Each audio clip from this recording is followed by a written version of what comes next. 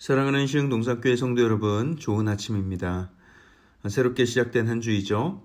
날씨도 좀 더워지고 점심을 먹으면 나른해지는 요즘입니다. 어제 제가 주일 설교를 하면서 보니까 졸음과 사투를 벌이시는 분들이 좀 계시더라고요.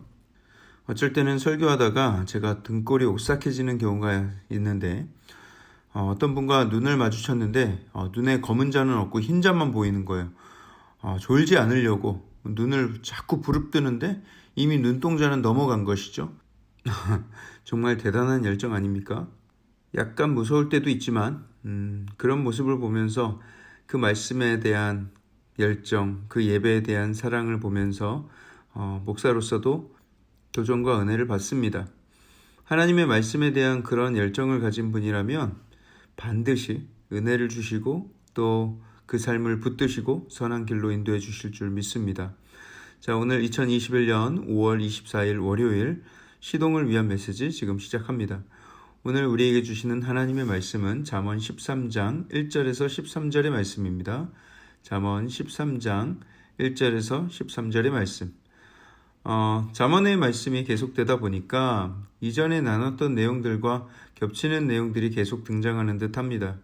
그래서 제가 특단의 조치를 내려서 앞서 반복된 내용들은 좀 생략을 하고 새로운 내용들을 위주로 함께 묵상을 하고자 합니다. 먼저 4절 말씀을 함께 볼까요? 기록되기를 게으른 자는 마음으로 원하여도 얻지 못하나 부지런한 자의 마음은 풍족함을 얻느니라.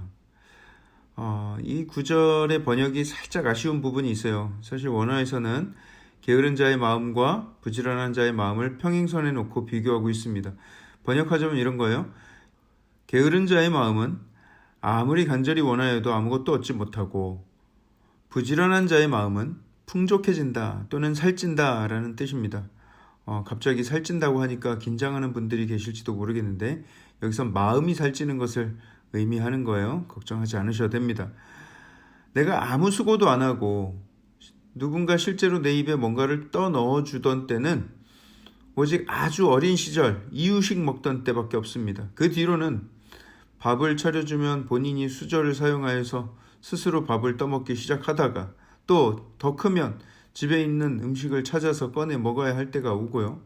또 더 성장하면 자기가 벌어서 먹어야 합니다. 간혹, 아주 간혹이죠.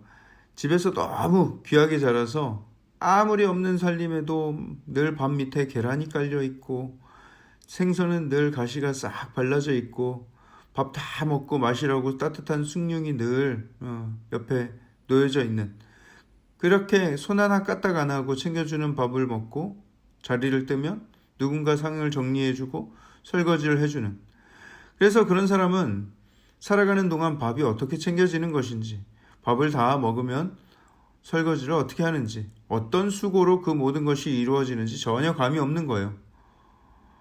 그런 삶이 있다면 부러우신가요?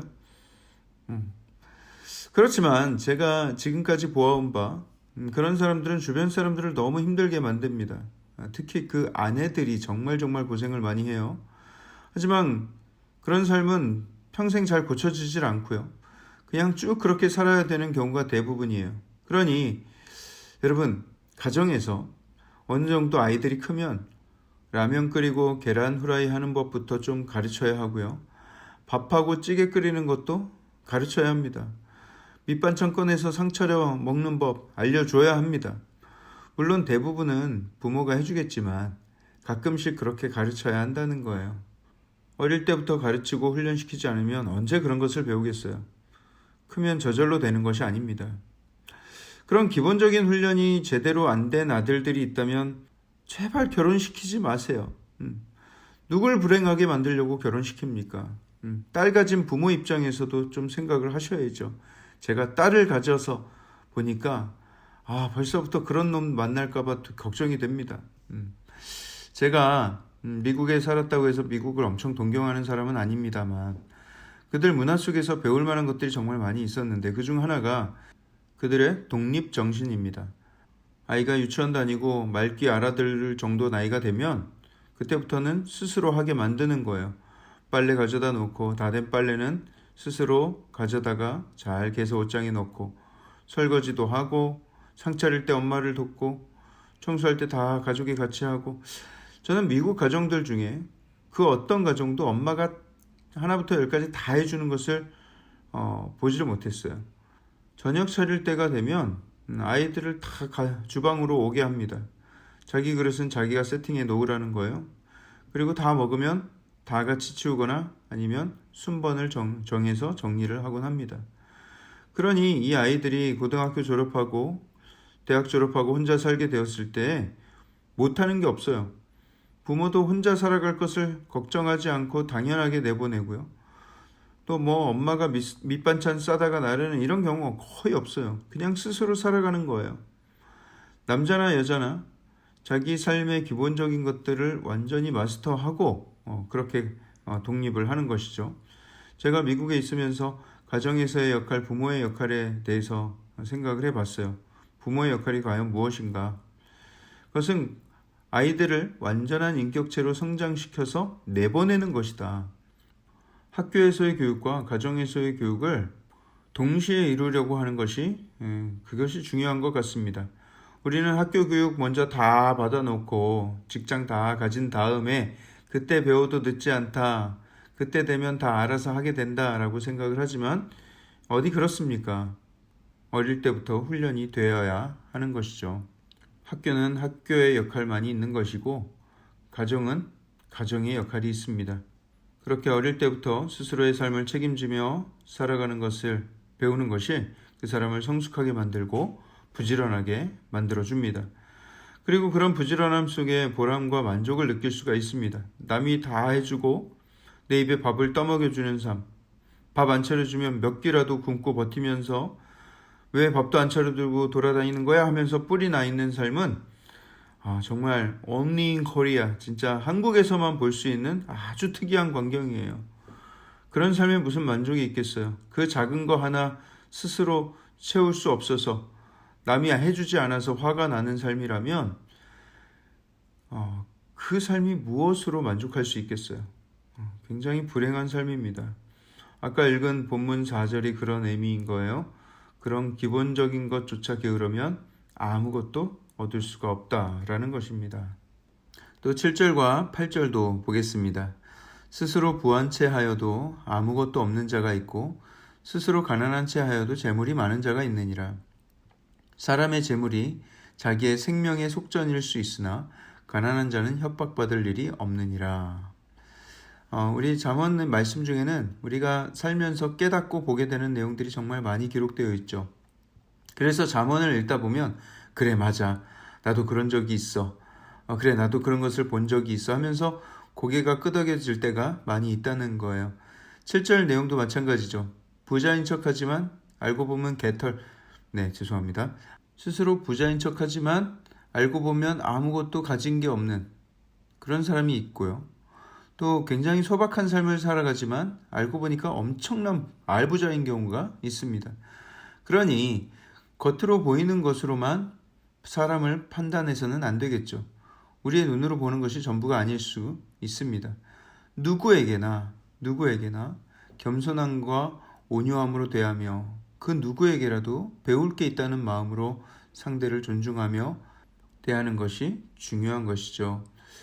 사람의 재물이 자기의 생명의 속전일 수 있다라는 것은 부자는 강도의 위험도 많고 돈을 노리는 세력으로부터 이런저런 협박을 당할 가능성이 크다. 그러면 그 돈을 내주면서 자기의 생명을 보호해야 되지 않겠습니까? 뭐 돈 달라고 협박하는데 어떻게 안 주고 버틸 수가 있겠습니까? 특히 당시 팔레스타인 문화에서는 그 땅이 무법천지죠. 경찰이 제대로 있었겠습니까? 아니면 CCTV가 있었겠어요? 세콤이 있었겠어요? 가서 위협하고 뺏어가면 그만인 거예요. 가난한 사람들은 위협을 당할 일이 거의 없지만 부자들은 많은 종을 집안에 두면서도 늘 불안한 삶을 살아야 했던 것이죠. 우리도 마찬가지입니다. 가진 게 많다고 행복한 것이 아니라는 것은 이미 잘 깨달아 알고 계실 거예요. 가진 게 많을 때 고민도 많고 번뇌도 많아집니다. 오히려 소박한 삶을 살며 하루하루 일용할 양식과 주어진 삶에 감사하며 살 수 있다면 그것이 가장 큰 풍족이고 가장 큰 행복일 수가 있습니다. 그런 차원에서 11절 말씀은 이야기합니다. 망령되이 얻은 재물은 줄어가고 손으로 모은 것은 늘어가느니라. 그렇죠. 수고 없이 일확천금을 얻게 된 사람치고 그 부가 오래가는 사람을 보질 못했습니다. 손으로 수고해서 벌어야 그 돈이 귀한 줄 알고 검소하게 아꼈으며 살아갈 수가 있는 것이죠. 여러분, 씀씀이라는 게 굉장히 무서운 거예요. 씀씀이는 한번 늘면 줄이기가 쉽지 않습니다. 쉽게 번 돈은 쉽게 없어지기도 하지만 이 쉽게 번 돈이 씀씀이를 키워놓기 때문에 나중에 씀씀이를 줄여야 되는 상황이 오면 그 삶에 만족을 찾기가 어려워지고 그 한번 늘어난 씀씀이를 줄이지 못해서 더 큰 경제적 어려움을 겪게도 만듭니다. 그렇기 때문에 노동의 가치가 중요한 것이고요. 땀 흘림이 있어야 우리의 삶에 만족과 감사함도 있는 것입니다. 오늘의 수고와 땀 흘림이 나에게 너무나도 유익한 것이며 일할 수 있는 복으로 인하여서 내 영혼에 감사와 기쁨이 생긴다는 것을 기억하시고 오늘 하루도 힘차게 살아가시길 주님의 이름으로 축복합니다. 사랑의 하나님, 감사합니다. 일할 수 있음이 기쁨입니다. 내 손이 수고한 대로 열매를 맺게 하실 줄 믿습니다. 일확천금을 노리거나 아버지의 갑작스러운 횡재를 바라는 것이 아니라 하나님, 늘 수고하고 땀 흘리며 기뻐하며 보람을 느끼며 또 다른 사람을 도우며 섬기며 살아갈 때에 그 안에 참된 기쁨과 또 행복이 있을 줄 믿습니다. 하나님, 나의 삶을 늘 부지런하게 또 성실하게 그렇게 지켜주시고 또 나의 삶뿐만 아니라 내 주변에 도움이 필요한 자가 있다면 기꺼이 나아가 함께 수고함으로 또 나누는 복된 삶을 살게 하여 주시옵소서. 모든 말씀을 살아계신 예수 그리스도 이름으로 기도합니다. 아멘.